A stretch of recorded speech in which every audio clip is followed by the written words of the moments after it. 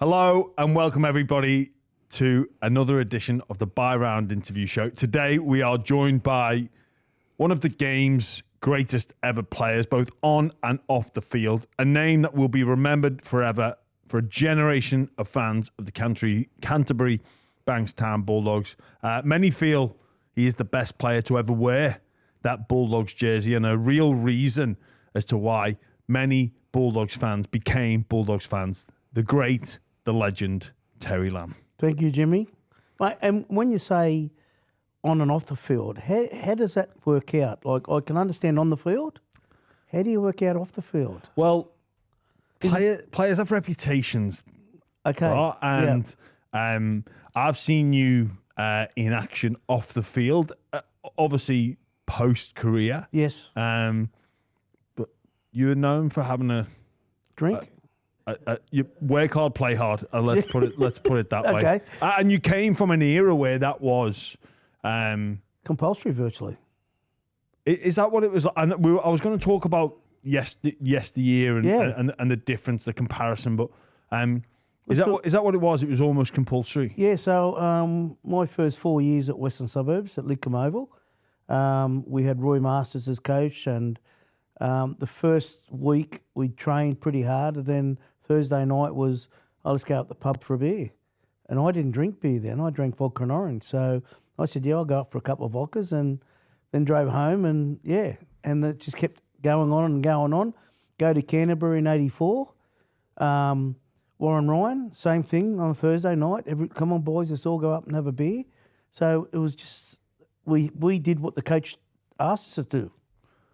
It's interesting that, isn't it? The coach was was leading involved on a weekly basis. I just think it might have been just to get the players together after training and have a chat and talk and things like that. Almost like a bit of a debrief session, a bit about what we're doing well, like almost like a bit of game plan stuff. Yeah, but some of us stayed a little bit longer than others. Because I was going to say, I've got my version of I'm going for a beer. I'm going for a couple. Yeah. And that, in my head, is different to maybe what most people out there may be thinking, because a couple is two, Yeah. Well, there was no, I don't think there was too much DUI the old days. But I used to get the train from Lidcombe Oval to Chester Hill and go and have beers with me mates at Cheso on a Thursday night after training. So I always went back to Chester Hill to have a beer with me mates at Cheso. And we're talking play on Sundays as well. Saturday, Sunday. Sunday, yep. So Thursday, Friday. What are you waking up like on the Friday? A bit dusty? Oh, I never got hangovers. I still don't get them. I did drink a lot. Blessed. Yeah, not going to say it's good or not, but I probably would have 3/4 a bottle of vodka on a Thursday night, maybe. Of a litre? Yeah, but I didn't get paid much either, so I only could spend as much as I could. So, I mean, you've come a long way now. I know you have a strict drinking regime where it's one beer and one beer only. Not one beer as in you have one drink. It's one particular brand. VB is your drink of choice. But I believe you're a bit of a partial to a UDL at certain points as well, which is, I mean, I've got to say, a little bit disappointing. Would it be disappointing in a UDL? I mean, like vodka and orange or vodka mineral water. Mate, the vodka orange is not. It's not good for your guts, man. That was 88 when Gus drove the bus down to Canberra, and Gus picked us up in a bus at the Willows. Does he have his bus driving license? Of course he did. Yes, yes he did. Yes. Yeah. And we drove down to Canberra, and there was Joey Thomas, the bookmaker. I got it myself a dozen UDL cans and drank them on the way to Canberra. And I was asleep before I got down there. Joey lost about $12,000. We played Canberra in one of the games, and we beat them. We just beat them by like 6 points or something like that. It was great trip. So you're not drinking on the way back, you're drinking on the way there? Yeah, we did it both ways. I did. See, the thing about with me, if I stayed the night at somewhere, in the early days, I had to have a few drinks to put me to sleep. and I did have a couple. Was that nervous energy, or you just? Well, probably was because I couldn't sleep. So Yeah. But I woke up the next day pretty good, and we won the game. I mean, if it ain't broke, you don't fix it. I mean, I did it all my life. Yeah. I mean, that was, like you say, and I know for a lot of our younger listeners, and we see the professionalism now, and you know, a lot of, well, there are a certain section of NRL players that don't drink because No, they don't. No. and which is fair enough. It was never. I was on and off, usually more on than, and then I'd have dry spells and get to miss it. But what do you make of the? I guess that buzzword, the culture now. Now, I think it's still there. I know Serraldo is the coach that includes the club involvement, and we know that the players play for the jersey, play for each other, and they mingle with a lot of our corporate people, and they also mingle with our supporters. So they know the rules. And when the Fox was there, he was fantastic with our supporters. He'd go and signed every jersey he could. Very good with that. Yeah. So there's still that level of camaraderie, mateship. Yep. It's just in a different way. Well, you got to have it. Yeah. You can't go to a club and say, I don't like this bloke, I don't like that bloke, you know. If you don't like them, just get to know them, then you might like them, you know. Give it a chance. Yeah.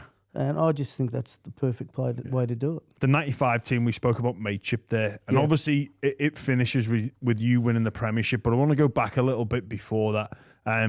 94, you lose the GF to the Raiders. Flogged. 30 points. The feeling in the dressing room, was it one of, we've got more gears, we can give more, or did you feel that was the window? Because different teams approach grand final losses differently. Yeah. Some that's our opportunity gone, but some is like, no, we can kick again. Yeah, we go back to 92 minor premiers, 93 minor premiers, straight out in the semi-finals, first two. Go to 94, we're going okay. Then we get in the grand final against Canberra, and they just smoked us. I don't know if the word something shot, like, we dropped the ball off the kickoff, Marty Bell and myself. We had some problems, and they scored a try straight away. Mal Meninga knocked me out. But I don't think we were ready for it, to tell you the truth. 92, 93, 94, maybe we weren't ready for it, but 95 we were, for sure.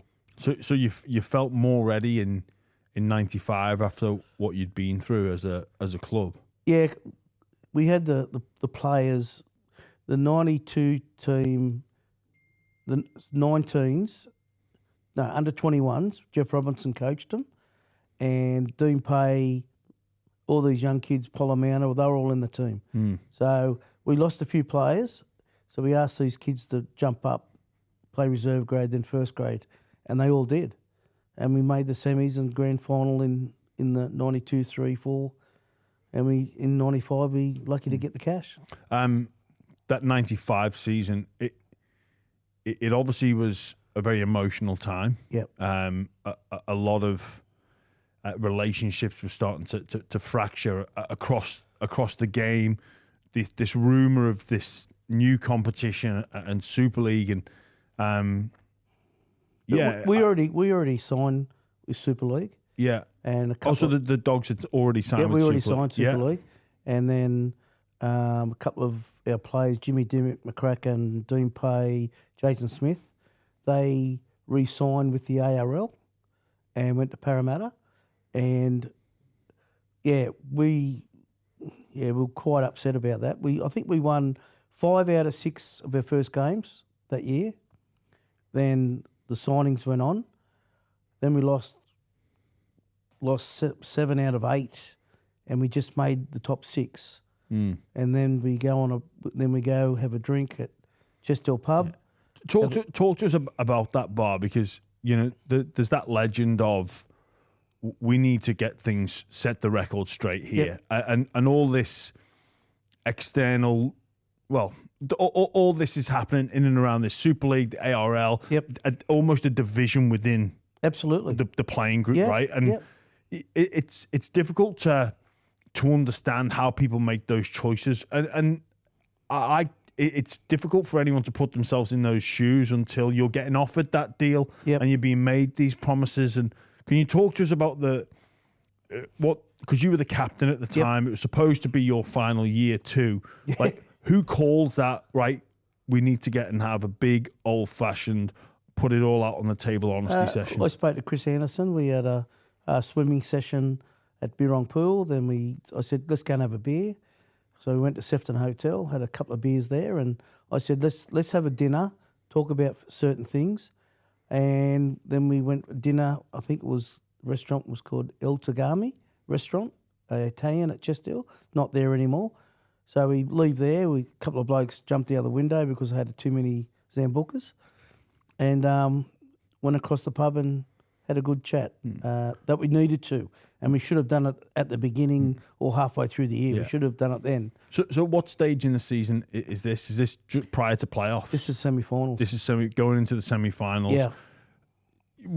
When I think about how these chats go, especially when alcohol is involved, did it get confrontational at times? No, it didn't. It didn't get confrontational no at way all? in the world. We were there for each other.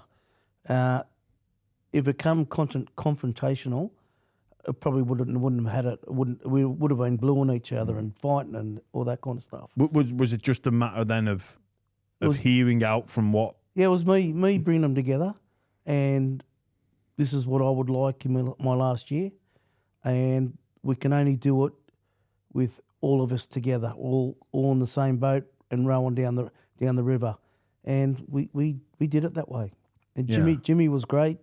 They were all great. Everybody was great. But, we just had a hurdle to jump over and we had to talk about it. And that's how we did it. So what was everybody pissed off around? Was it just the fact that they... So we'd all signed for a Super League. Yeah. And that was it. That was the whole... The beef was... No. And then Jimmy, Jason Smith, McCracken and Dean Pay went back to the ARL and went to Parramatta. So that was all about. We separated. Yeah, we had to separate it. Yeah, and we didn't really talk to each other. They played a couple of reserve grade games, and that's Chris Anderson put them back in reserve grade. Yeah, wow. Yeah, so yeah. I didn't know that they actually got dropped. Yeah.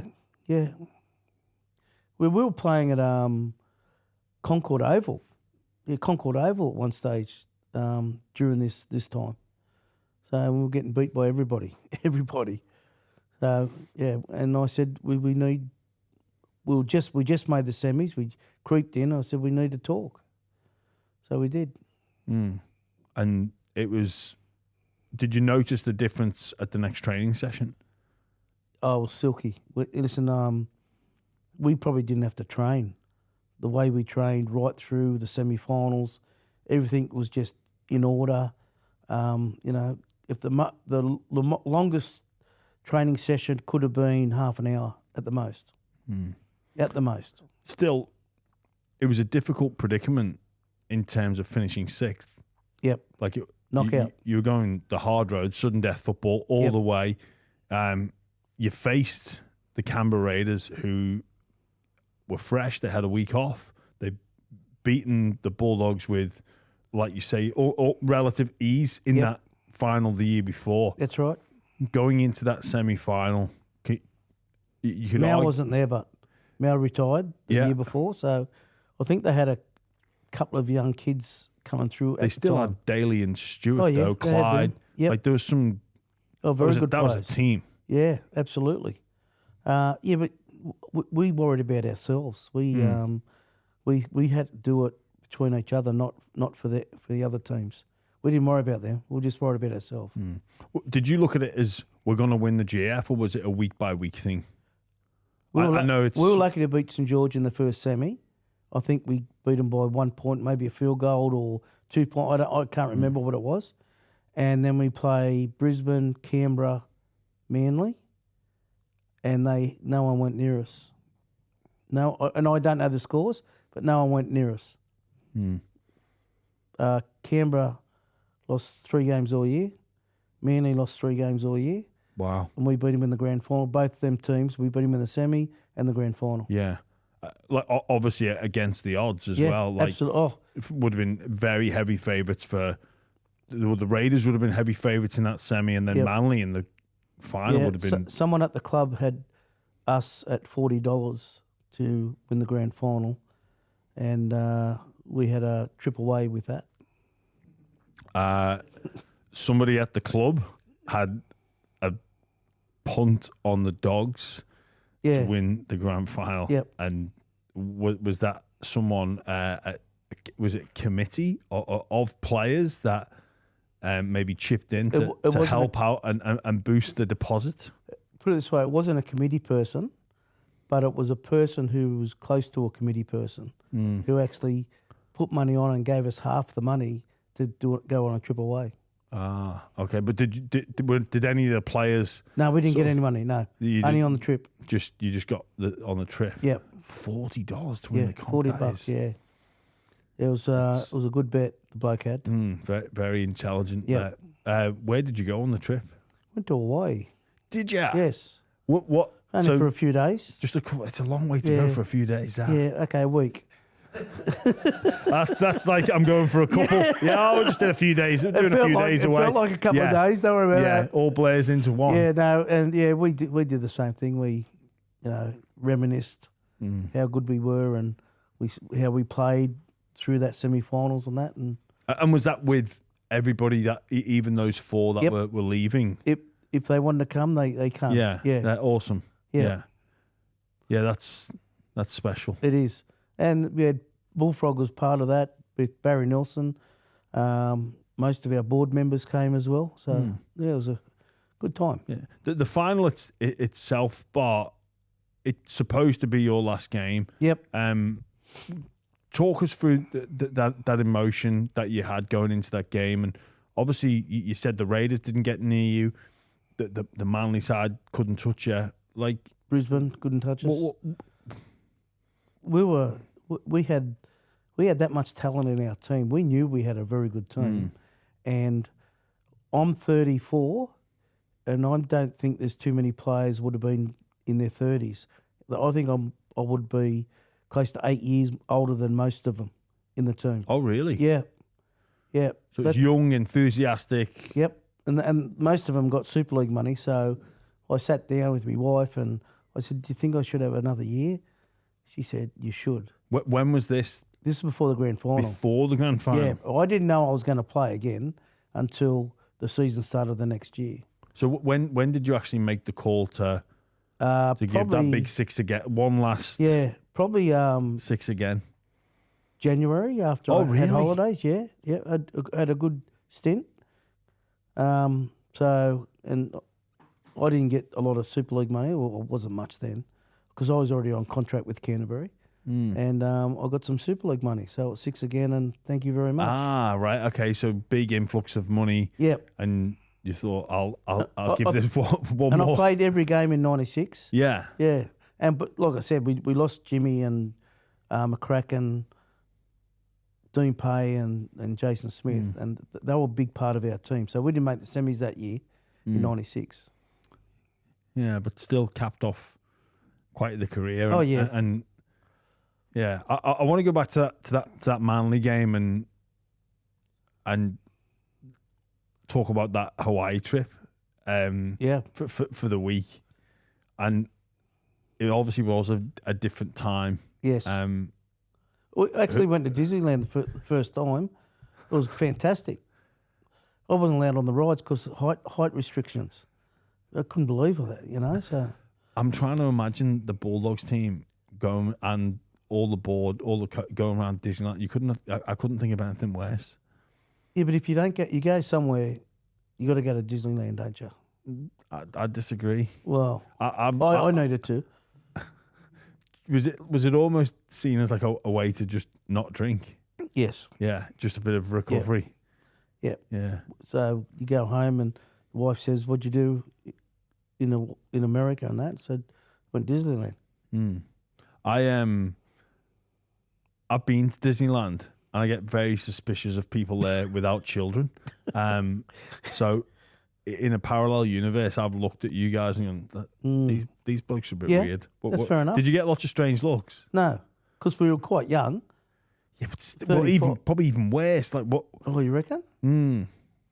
Okay. Sorry about that, Jim. No, I it's true. I've gone to and I mean, I like to people watch, but I think, what are you like? I'm here. What are you looking at? I'm here for the kids. Yeah, that's the only reason I'm stood in line for It's a Small World. And then I look across and I'm like, what are you doing here? Yeah, you're an adult. You've got no kids around you. What on earth is happening? Yeah, that's fine. You got a warped mind. Yeah. It's a Small World. It's a pretty good ride, by the way. Well, I'm a small person, so I'm used to it. Yeah, you're like, oh, no, it's not a small world. No, it's a fantastic world. But obviously, that was the ending of your career. But I want to go back to the start and making your debut at Western Suburbs. Yeah. I'm probably one of the things about your stint there is they finished with the wooden spoon, but you finished with the Dally M. Yes. How does that work? I played in in third grade for the first couple of games. Peter Rolls broke his leg in first grade. So I jumped from third grade to second grade. Peter Walsh broke his arm the week later. So in 2 games, I'm in first grade. Did you feel ready or? Absolutely. Yeah, I was ready to go. Because Tommy was my favourite player in the world, right? He was your coach? Tommy Donicus. No. Oh. No, Tommy, he went to Newtown. Him and O'Grady went to Newtown. And I went there to play with Tommy, but I didn't know he signed for Newtown. So I went there for a reason. But there was still John Donnelly and Bruce Gibbs there and Bobby Cooper, Trevor Cogger. So I had some players there that I knew. But yeah, what about that? What about that? Is that a fine? No, answer it, mate.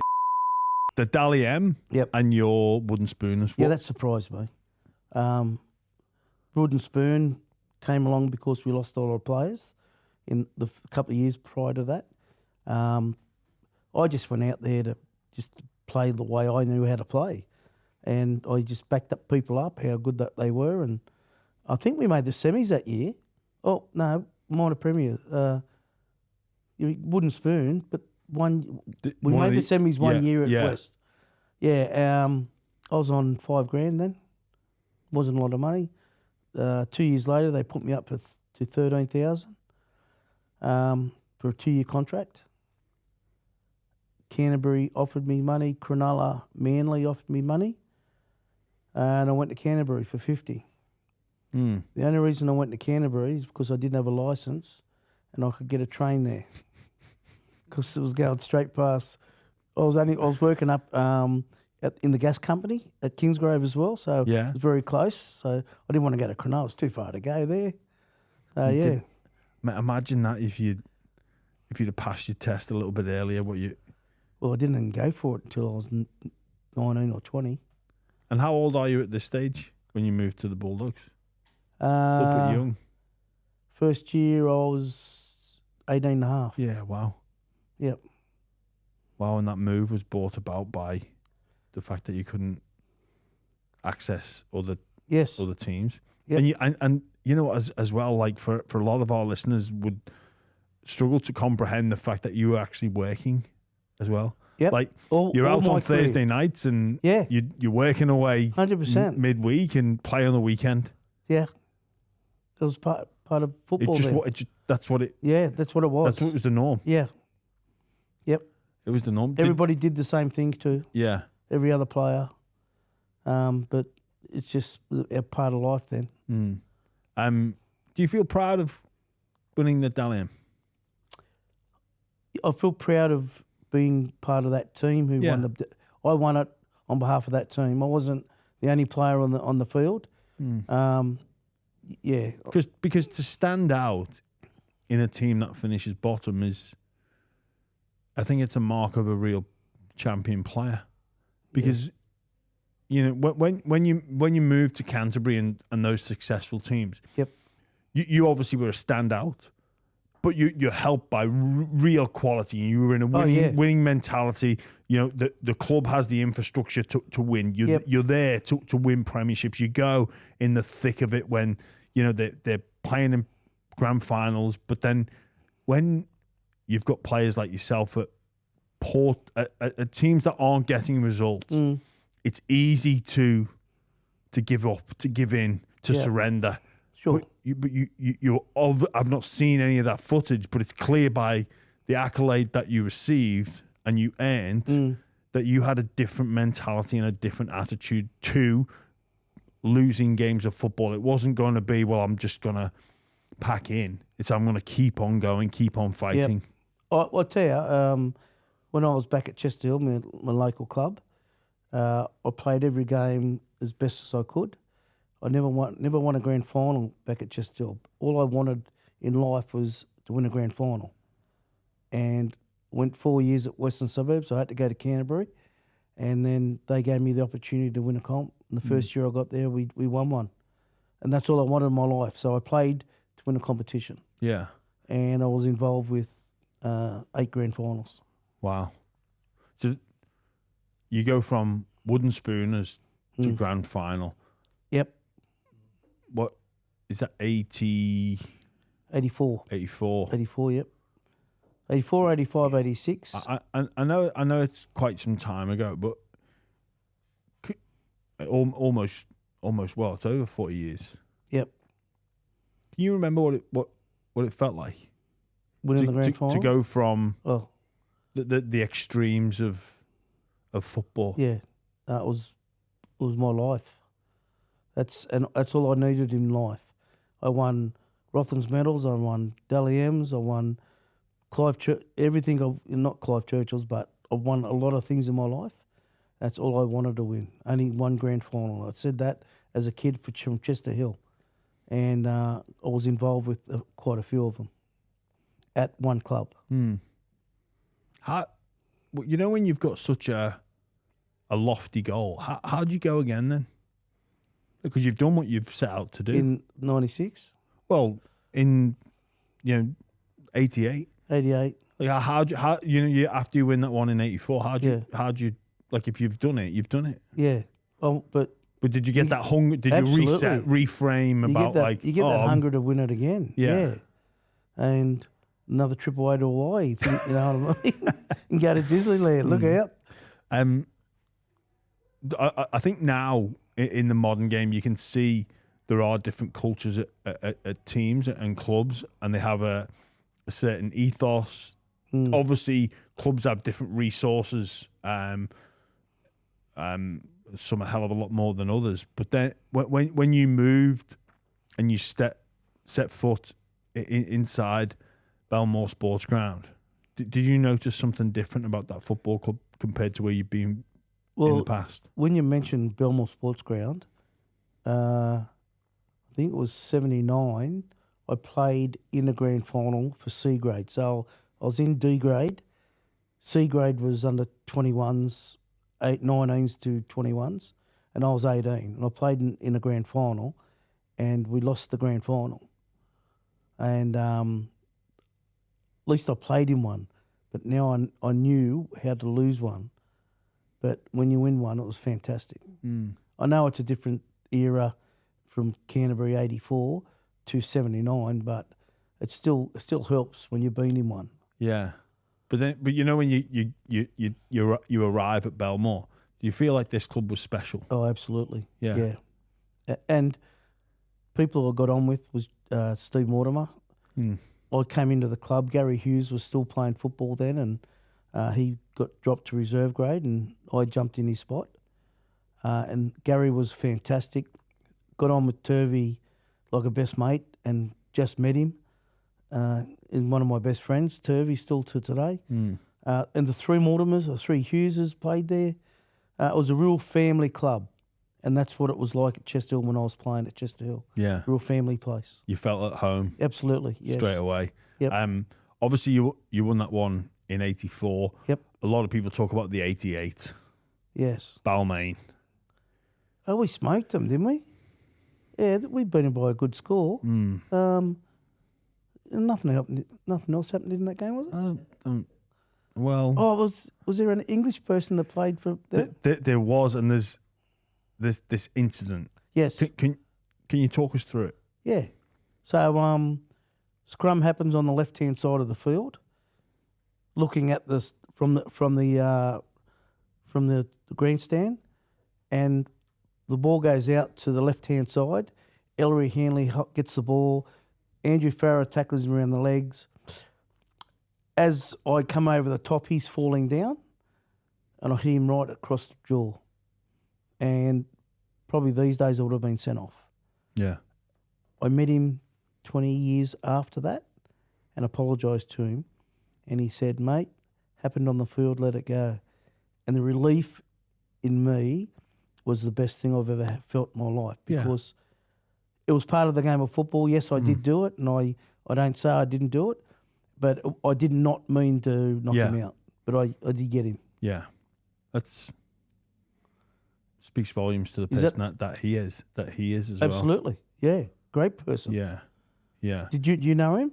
I've met him on a number of occasions. Yeah. I think he was out here in maybe 2014. I met him and I couldn't believe how immaculate he still looks. Oh. Jesus. Yeah, he's got some business overseas, hasn't he? Yeah, but he looked like, geez, he looks like he could still play. Yeah, I'm glad I don't see him now.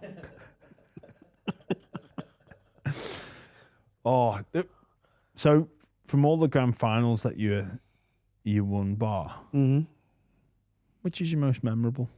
Like which do you savour? Oh, it's 95 because being the captain. Yeah. Oh, but I was in one in 85. I played the whole season and I missed 2 games, major semi and the grand final.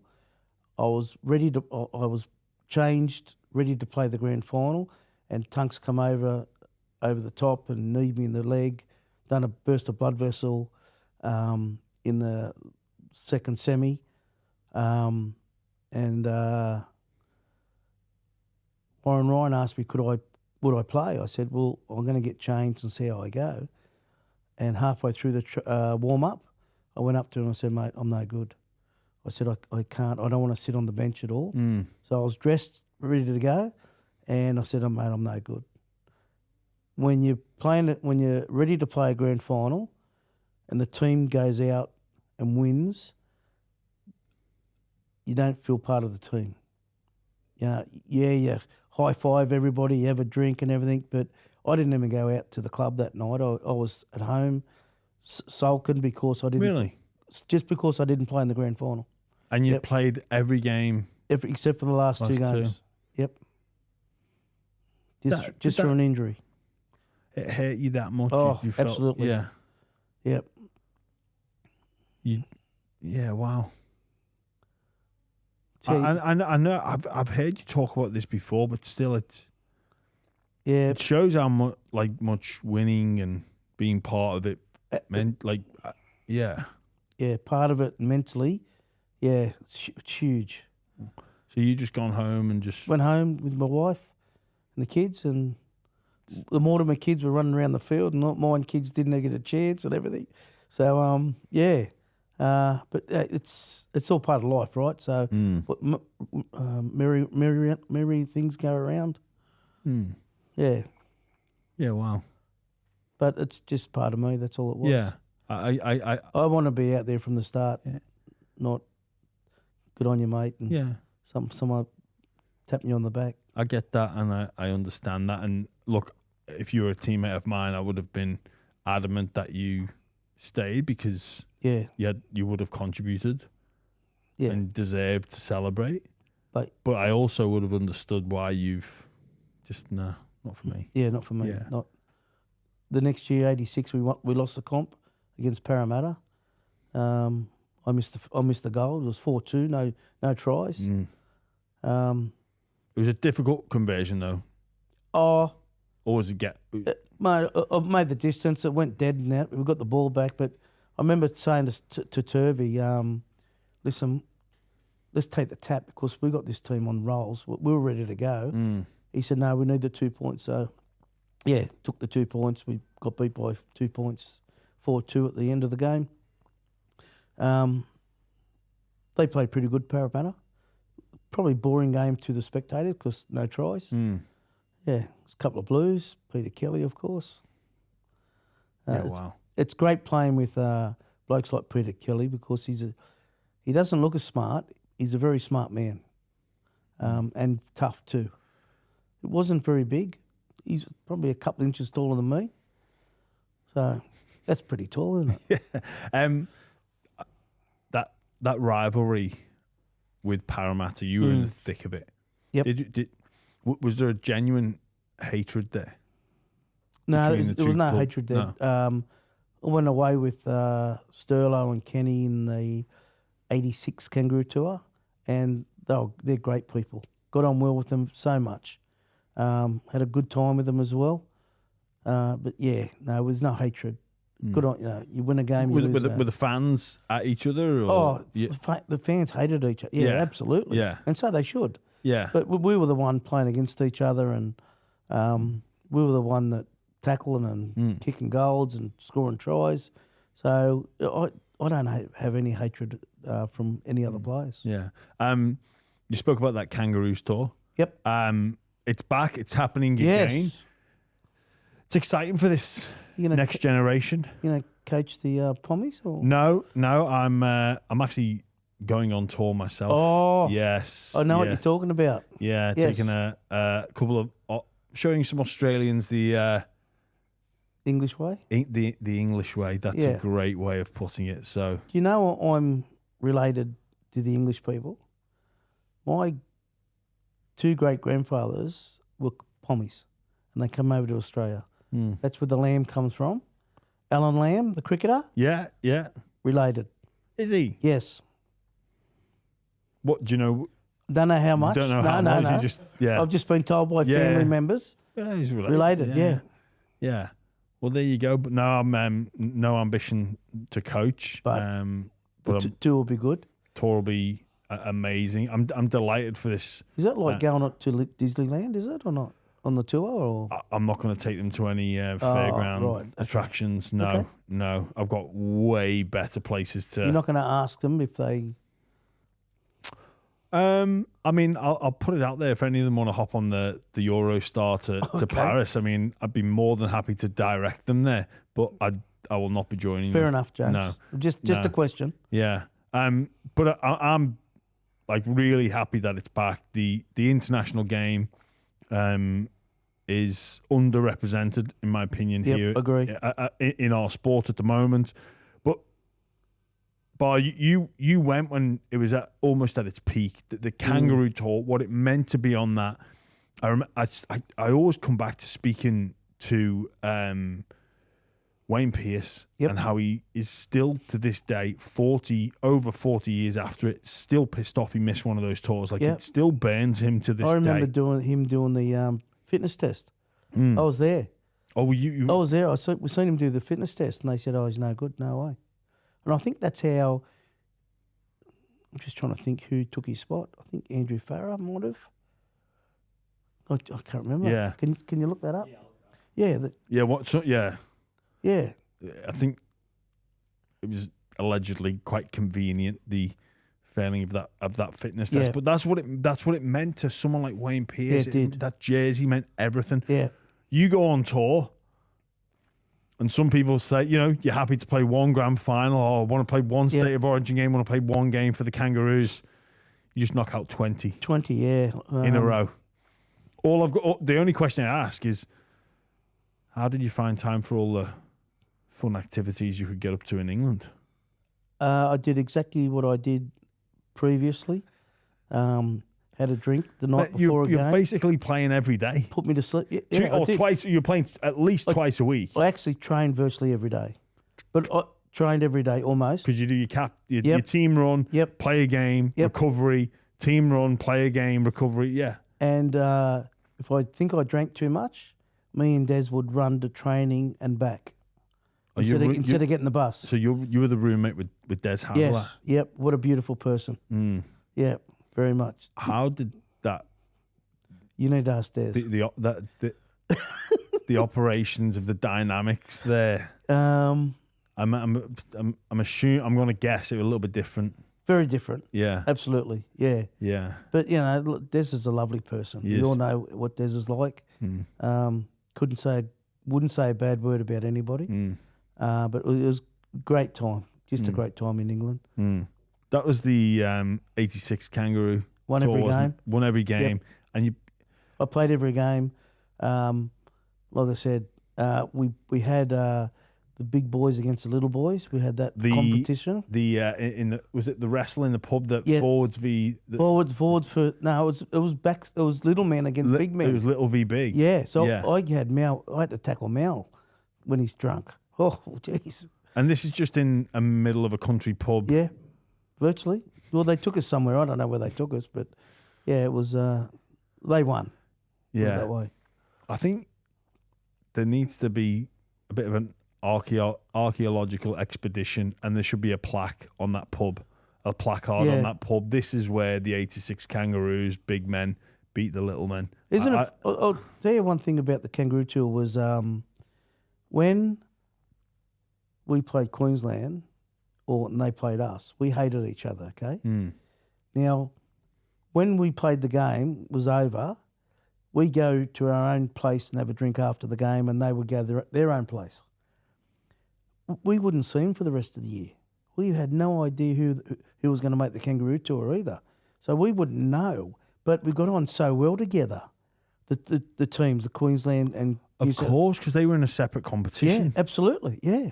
And it wouldn't have been televised? No, we had no idea who was going to be in the team. So they were picked from both New South Wales. Brisbane, it the Brisbane, pretty much the Brisbane comp? Yep. Brisbane comp and New South Wales, so you wouldn't have much of an idea about who was going to be? No. Oh, my goodness. Especially Wally and Mal and all them, we had no idea. But and then you just come together. And we put it together, yeah. And obviously you played against each other in the state of origin. Yeah, correct, yep. And then all of a sudden you're thrown together. Yes. You wouldn't have much of a clue about... No, 88 when I played for Australia, Alfie was the halfback then, and I was on the bench still. Still in 88. How many years is that? I'm on the bench. 2 years. Can't believe that. You played every game, but you had a good time. Yeah, of course. Yeah. Yeah, well, you need to have a good time when you're training every single day. Yeah. On those sort of those wrestles, those games that you used to play. Yeah. Was there anyone that ever took it too far? No. No way in the world. Little blokes against big blokes. You know, we just lay down and let them beat us. We could have beat them if we wanted to, but we didn't go too far. Am I right in thinking you had a little stopover on the way back because you did the clean sweep? You won 20 games. Yeah, we went to Singapore. You go to Singapore? Yeah, I believe it was Singapore. Yeah, that was. See, that's probably the first place I've ever been to away. Yeah, in Singapore. That was interesting. Yeah, very interesting. Wow. How many players were on these tours at that time? I think there's 30. Like a 30-man squad. Yeah, so we had virtually 2 teams going on, and geez, we had a lot of injuries as well. A lot of injuries. Some people almost came back home. Oh, really? With their injuries, yeah. Yeah. When you think back to those tours, Bart, who's someone that you got along with that you maybe you didn't think you would? I know obviously you ruined with Des. Yeah. And you speak about not really knowing much of the players and what they're about, but is there anyone you're like, I enjoyed hanging out with them? I enjoyed the Queensland blokes because you can put shit on them a little bit. Royce Simmons is a tremendous person to tour with. Of course, if you've got a drunk in the team, it's Royce, right? So sorry, Royce, but I just had to put it out there, mate. He used to eject himself, throw himself out on nightclubs. Yeah. How do you do that? Geez, he must be strong. Because Royce was a little bit porkish at that stage, you know. Yeah, he is one of the the all-time Nice greats people, of rugby league. I've got so much time for We're doing his walk soon. Oh yeah, it's coming up, isn't it? Yeah, Yeah, it is. Yeah, he's fantastic human being. But you're obviously known for your magnificent support play. Yep. I want to ask you a little bit about where that came from. Because anyone watching the game can go, be a good support player. I get that. Yeah. You play the 5'8" role, Yep. be a support player, but not everybody does it. So why was it such a prominent feature of your football? Well, when I was a young kid, I created my own space. I was quite quick. When I got older, I read how good players were and their right hand, left hand, round the corner, all these things. So I read how good players were and what their strengths were, and I went with that. So that was quite easy. Just as simple as that. Simple, it is. It is. So learn how your players or what their strengths are. I scored a try with Mitch Newton. He was at Belmore Oval. I don't know who it was. We used to call it Pommy. And he used to go between two blokes. And Mitch is 6'6" or something like that. He used to get his arm around and pop the ball around. So I said, we'll do Pommy. So I'd give him the ball, run around. He'd dummy it to me. He'd get over the top. Yeah. Give me the ball. Scores a try in at Belmore. Mate, it wasn't my try. He put the ball. He set me up. So I got to know all their strengths. Did it become like second nature, almost instinctual as well? To be, I know that guy's going to make a break, or that guy's going to have an offload. Like you say, you do that reading, that knowledge, but then the live practice, you're like, I'm just going to get around it. It was that, and when you play with good players, they help you out a fair bit. Yeah, and Steve. So I scored 4 tries at Belmore. Steve Mortimer sets me up for 3 tries, and I got man of the match. I said to the person who gave me, I said, how would I get man of the match? Did you watch the game? I said, yeah, why? I said, listen, Steve Mortimer set me up for 3 tries. I did nothing. I ran 20 metres and scored 3 tries. He set me up. Why didn't he get man of the match?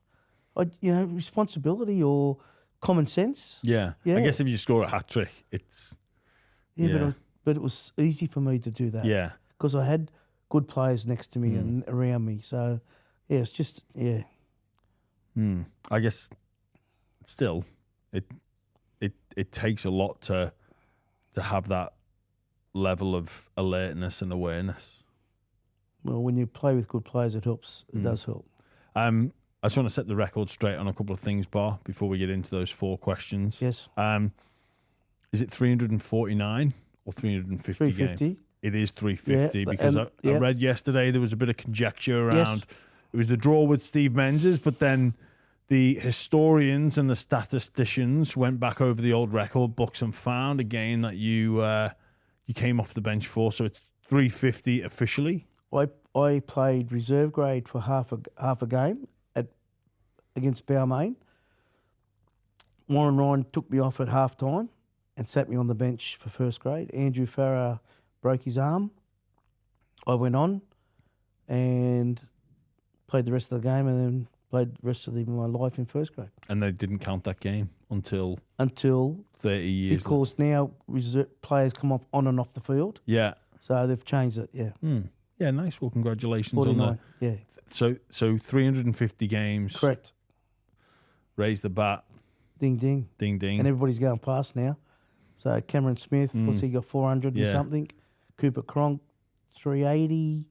I'm not sure. There's a couple of other players now. But still. That are jumping through.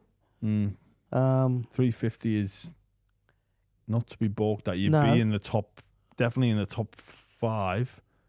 Easy of all time. It's pretty. I don't reckon. I know. Okay. Kieran Foran's retiring. He's on. He won't. I don't think he'll beat me, but he'll be 330 soon, or maybe 340 or something like that. The drop goal. Talk to us. Come on. Okay. Let's get it out there. So Belmore Oval, Newcastle. They score a try in the corner. And it's 10-all this stage. Okay, 10-all. So I'm talking to the players and telling everybody what we're going to do. When they get the ball, we're going to bash the shit out of them, right? Then we get the ball on the 40-metre line, our fullback, and exactly what happened. Exactly happened. We take it up. 42 metres out, I get the ball, 42 metres, field goal. Turn around to Mitch Newton. I said, how about that, Mitch? He said, we need another point, mate. And I go, what? So I looked at the scoreboard and I went, oh, shit, well, I didn't see him kick the goal from the sideline. Had no idea. It was 12-10. Thought it was 10-all. Yeah, so that was it. Simple and as now, 40 metres is a 2-point field goal. Well, exactly. Yeah. Changed it. And me being a smart ass, they get me on radio, talked to me after the game, and I'd said, oh, yeah. I went, footy tab just come in too. And I said, oh, I went footy tab. And next day, mate, people ringing up the radio, the papers, everything like that. Lamb's a cheat, blah, blah, blah. He's betting on games and everything like that. Just so you just threw it as a joke, like yeah, absolutely. I bet on any time bad joke. Field goal. Yes. And they've ran with it. Yep, bad joke. But anyway, you learn from that. You do. Yeah. I guess. Yeah. But I mean, if you've not done anything, it's just, I guess that's the bad side of the media sometimes, maybe not being able to. Something to write about, right? Yeah, exactly. Yeah. Mate, you tried your hand at coaching. Yep. Didn't enjoy it? What was it? Just I tell you, when I was at Canterbury, I had a reserve grade, and I thought, yeah, this is quite easy coaching. But when you're at Canterbury and have a reserve grade team, you've got a very good team because these guys are going to play first grade, and we know that at the Dogs. And go to the West Tigers, and I don't think I was ready for the first graders and all that there. So it wasn't their fault. It was probably my fault more than that. I took everything quite easy, but I shouldn't have. I should have I should have stayed at Canterbury for a couple more years with Folksy. Yeah. And maybe after that. So was that the end of your coaching career? Did you just pull the pin there and then? I think I coached Reggie's for a couple of years after that. Yeah. But other than that, listen, I wasn't ready for it. Yeah. Easy as that. Yeah, fair play. The Order of Australia medal. Yeah. I had no idea about that. Peter Moore said, I've got to go to a place in Sydney and you've got to represent the club, Canterbury Bankstown. I said, okay. So I took Kim with me and everything like that. We had a hire car and all this. I said, do you know anything about this, Kim? She said, no idea. And they ordered me an Order of Australia medal. I'm going, wow, I don't know who this is for. And it's got my name on it. So, big shock to me because I had no idea what I was awesome. into. Yeah. Especially when you don't know. Yeah. Yeah. Does it make you happy? Yeah. But that's not me, but you know, I know, I'm that bloke in the street that will, you know, if someone drops something, I'll pick it up for them. You know, that's the person.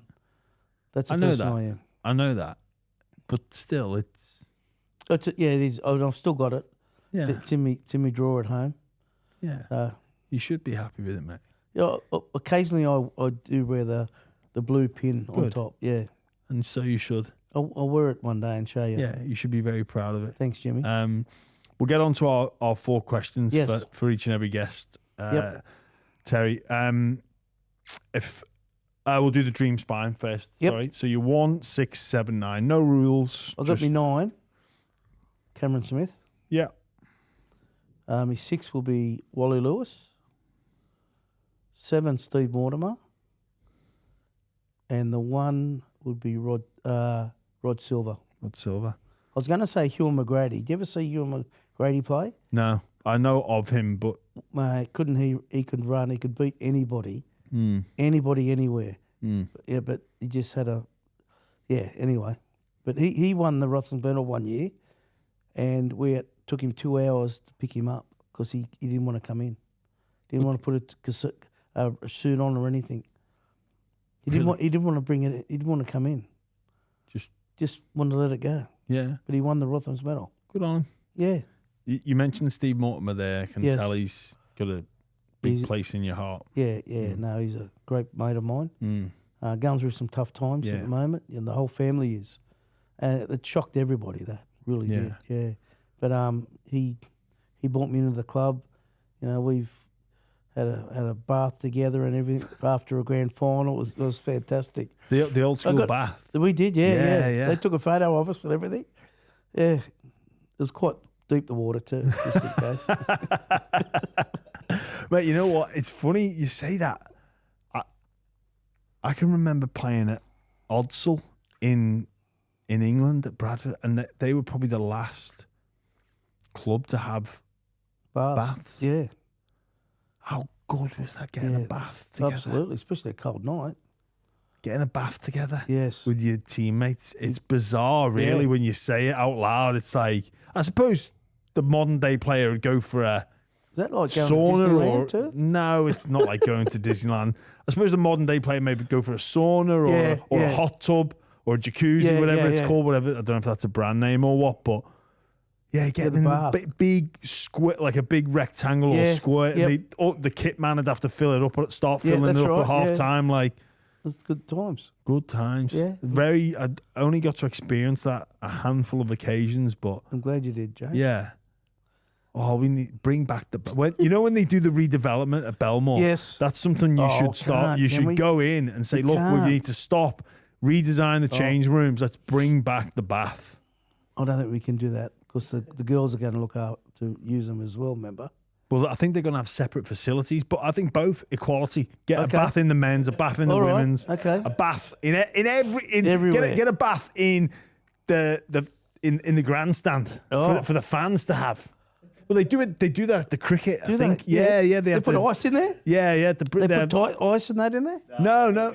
Yeah, right. They do like the jacuzzi style. Watch the game. BBs. Mate, bring it back. Yes. Bring back the bath. I haven't had a good bath in ages. Have you got one at home? I do, but I'm too big for it. Like it's literally the world's most pointless bath. Right. I can't fit in. Do you reckon I could fit in? I reckon you'd struggle, mate. You know. What? Short legs and everything. It's the width. So it's small and narrow. Okay. I reckon anyone over the age of 10 is just like, nah, I'm out of this. Oh. Yeah, I go in a hot tub, but it's not the same. Like a good bath. Yes. Yeah. Just lie down in it. Yeah. Put your flannel over your old fella. Yeah. Yeah. With some mates in there as well. A few beers. Yeah, we are going back to Disneyland, aren't we? Bring back I don't know what you got up to in Disneyland bar, but I reckon this is a euphemism for something else. The Disneyland I went to and the Disneyland you went to, I reckon, are different geographical locations in California, my friend. Yeah. If football didn't exist, what do you think you would have done? I reckon I would try to be a greenkeeper at one of the councils. Yeah, so I did go for a job when I left school in Sydney, in the Sydney area, and they had a name for a flower. It was a rose, but this was a word that like 13 letters long. I couldn't spell it, so I walked straight out. So green, as in like a gardener, not like in a golf course, no, on a golf course greenkeeper. But you need to know the names of the flowers.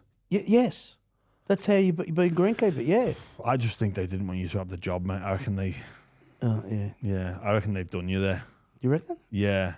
No one that keeps a golf course needs to know the flowers. Just know to trim the grass. When you be a greenkeeper, you've got to do a lot of things, mate. But you did have a job, so... Yeah, I did. Yeah, I worked with a gas company for did you enjoy 7 that? or 8 years. Yeah, I did. Yeah, manual stuff too, you know, so... I was all part of it. Yeah. Got my truck license. Still got my truck license. What was it like after? Because I've obviously it was very physical. what was it like? Because I'm thinking back to when I played. You'd have beers after the game, so you're a bit hungover. You're sore. Yep. I can't imagine going to work the next day. Yeah. It's easy going to work when you win. Yeah, right? but So you get a pat on the back by a few people and everything. So, yeah, I used to get the train from Birrong Station to Campsie Station, get the bus from there to Kingsgrove. so you got to get. Yeah. I'm getting the train I can deal with, but getting then the bus after that'd send me over the edge. Yeah.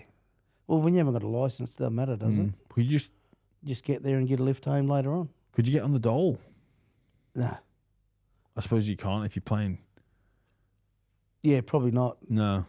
I reckon I would have been. I reckon I would have been the first to try and get on the rock and roll. And, yeah. and No, Mum, Dad made us to get out there and fair do enough. some work. No, Yeah. I appreciate that. The most interesting person you've met along the way? Jesus. Interesting. I've met some interesting rugby league players. Peter Kelly, Langmack, can tell some stories, right? Have you had Langmack here? Wow. We don't have the time allocation to get Langmack on, mate. Yeah, I can see why. Wow. I met the King. When in '86 when we went the Kangaroo Tour. He came out to see us. He wasn't the King then, of course, but I shook his hand. So I'm going to say him. You know what pisses me off, right? The Aussies come to England and they get to go and meet the royalty. Like, you shouldn't be. We should be there. We never got to do that. Oh. Like, the Aussies would come and they'd be training with Man United or Liverpool. It's like, we should do that. Why are England putting on a show for the Aussies to come here? It should be old school. We should be making you fight for everything, giving you nothing. Okay. But you know why? Because we win all the time. Things might just be. Yeah, but you've not met the King before you've played. He was actually the Prince then. Yeah. Right. So, yeah. Yeah, that's my message about the Ashes. Okay. Let the English lads meet royalty. About cricket or rugby league? Rugby league. Okay. Well, I'm talking both ways here.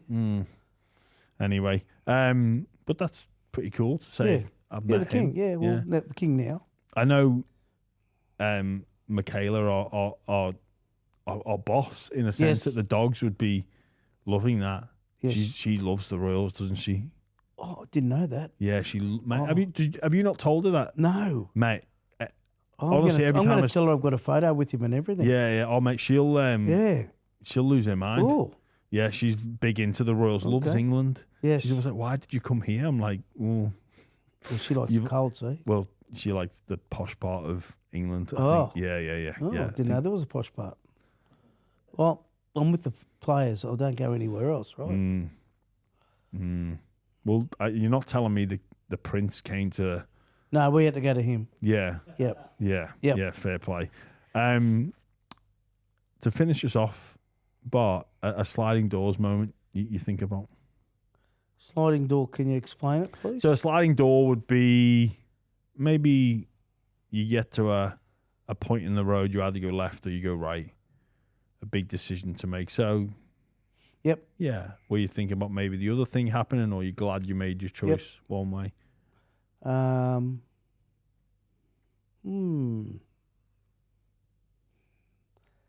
mother got married in '82, and I got offered to go to the Kangaroo Tour, and I said no.